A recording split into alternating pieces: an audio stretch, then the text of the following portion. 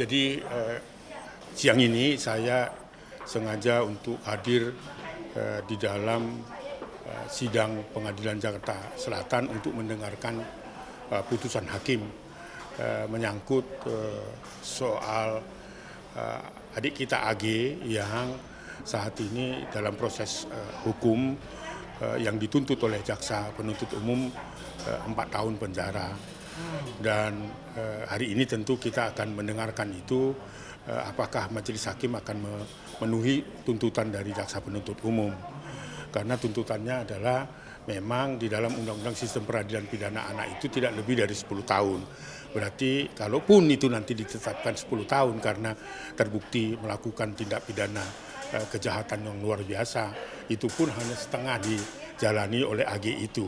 Itu artinya kalau 10 tahun pidana pokoknya, baru dia hanya setengah dari 10 tahun itu berarti 5 tahun. Tetapi kan kita beberapa minggu yang lalu dalam proses hukum yang sudah berjalan, itu jaksa penuntut umum menuntut 4 tahun penjara. Nah tentunya nanti kita akan dengarkan hakim yang ditunjuk oleh Mahkamah Agung untuk menangani perkara itu sebagai hakim tunggal. Nah itulah artinya saya hadir di sini, itu yang pertama. Yang kedua, karena AG itu masih 15 tahun, maka banyak kontroversi yang di dalam aturan yang diatur oleh Undang-Undang 11 tahun 2014 tentang definisi kenakalan dan kejahatan. Nah kalau yang AG itu sudah masuk dalam kejahatan yang sangat luar biasa ya, karena dia tidak menghentikan terjadinya kekerasan yang dilakukan oleh Dandi atau Mario Dandi itu masuk dalam kejahatan luar biasa. Dan tentu ada lagi juga definisi bagaimana anak melakukan kenakalan. Jadi kejahatan itu pun ada kejahatan tidak pidananya ringan, maka dia bisa dilakukan restorasi justice. Nah, tetapi aturan itu kan belum tegas di dalam Undang-Undang Sistem Peradilan Pidana Anak.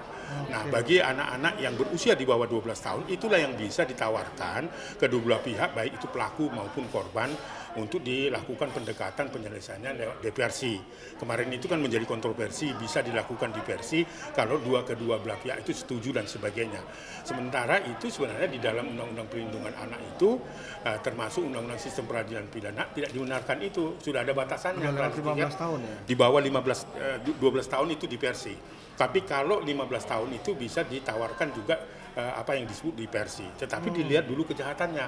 Nah, dengan kasusnya AG ini, Komnas Perlindungan Anak mengajak atau mendorong pemerintah, dalam hal ini Kementerian Hukum dan HAM dan Komisi 3, untuk merevisi undang-undang itu, karena undang-undang itu sudah tidak layak lagi untuk mendefinisikan mana kejahatan, mana kenakalan. Kalau kenakalan remaja masih bisa ditoleransi dan sebagainya sebagai kenakalannya. Tapi kalau sudah kejahatan seperti apa yang dilakukan AG, itu harus diredefinisi di dalam ketentuan Undang-Undang Sistem Peradilan Pidana Anak. Artinya itu terkait dari umur dan peraturannya. Kalau umurnya misalnya yang disebut dengan anak masih tetap berlaku secara universal di bawah 18 tahun. Tetapi pelaku kenakalan, pelaku kejahatan itu harus diklasifikasi lagi. Mana yang nakal, mana yang jahat. Itu pun masih ada klasifikasi, yang jahat itu merupakan tindak pidana ringan atau berat. Kalau yang AG kan tuntutan JPU itu sudah melakukan tindakan kekerasan yang berat. Harusnya ringan dong. Ya, sebetulnya kan redefinisi itu harus dilakukan. Karena itu undang-undang sudah tahun 2014, dan perkembangan anak melakukan tindak pidana atau anak yang berkonflik dengan hukum itu sudah tidak bisa lagi ditoleransi akal sehat, karena sudah melakukan seperti apa yang dilakukan kejahatan orang dewasa. Gitu. Oke Bang, berarti kendati nanti kalau memang dihukum 4 tahun akan jadi 2 tahun. Ya, itu artinya bahwa hanya dijalani dua tahun itu berdasarkan sistem peradilan pidana anak. Nah, oleh karena itu kan nampaknya tidak berkeadilan bagi korban kan, maka perlu revisi terhadap itu, karena itu perintah undang-undangnya, bahwa kalau misalnya ditentukan 10 tahun, dia hanya menjalani 5 tahun.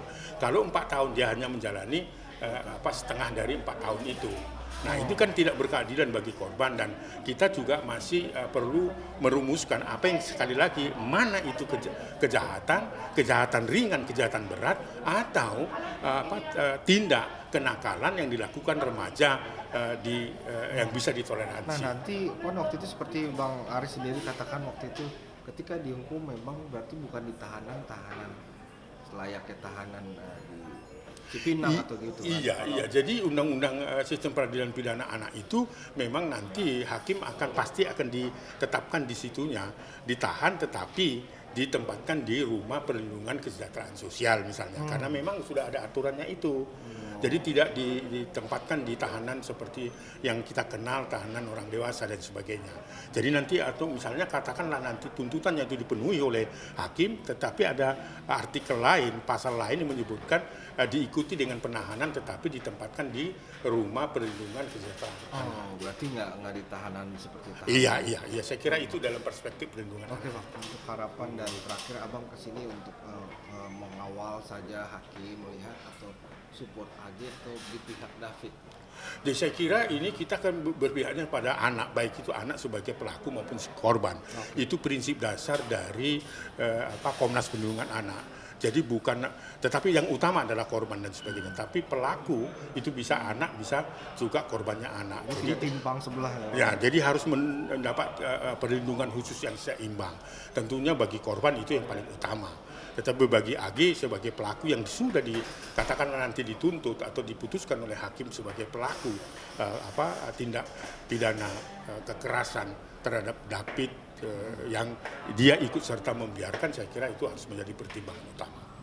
Nah, berarti untuk sidang selanjutnya, sidang Mario Dandi ya? Iya, saya kira kalau ada putusan hakim ini untuk AG, kemudian pengacara AG itu menyetujui putusan itu atau dia masih banding, masih ada upaya hukum gitu. Oh, masih bisa. Kalau misalnya tidak setuju dengan hukuman katakan ditentukan oleh hakim, tentu pengacaranya masih punya kesempatan untuk melakukan upaya banding. Itu hak hukum dari pelaku. Tapi banding itu bukannya berbahaya untuk bisa kalau tidak diterima bisa bisa berbalik, bisa berdua kali lipat dan sebagainya. Tetapi yang saya mau katakan itu hak dari AG untuk melakukan upaya banding kalau dia tidak puas terhadap putusan hakim itu, gitu loh.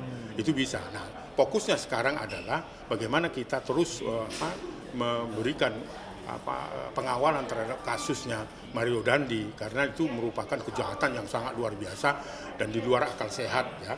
Karena dia sudah penyiksaan yang sangat luar biasa. Belum ada update ya untuk nampaknya habis ini baru diinfokan. Akan dilanjutkan dengan kasus Mario Dandi dan Sela itu ya.